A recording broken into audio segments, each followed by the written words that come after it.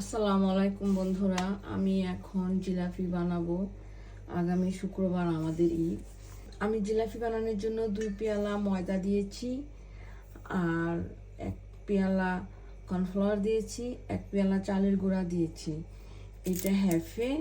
আমি এই হ্যাফেটার 8 ভাগের 1 ভাগ নিব, আর সাথে দিব এই চামচের 1 চামচ চিনি।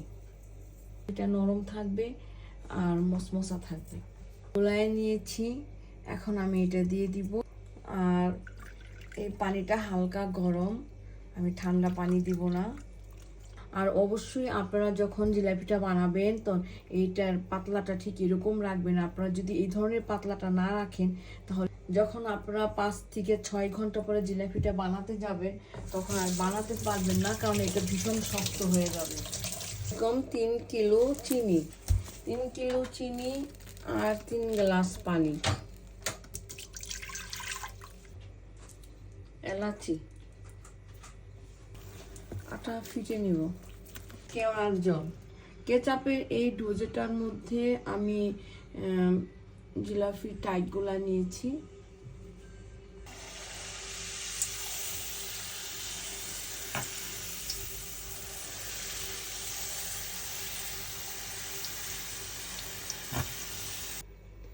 বন্ধুরা, আমার জিলাপিগুলো হয়ে গেছে, তবে আমার জিলাপির মধ্যে এই গ্লাসের 5 গ্লাস পানি লেগেছে।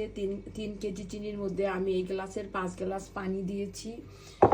আর আমার জিলাপিগুলো দেখেন কি সুন্দর হয়েছে, একদম মচমচা হয়েছে। আমি একটু ভেঙে দেখাইলাম আপনাদেরকে, এবং খুবই সুন্দর একটা গন্ধ হয়েছে।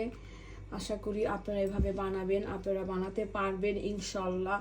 আপনারা এভাবে যদি বানান তাহলে আপনারাও আমার মতো ভালো করে বানাতে পারবেন, আপনাদেরও ভালো লাগবে।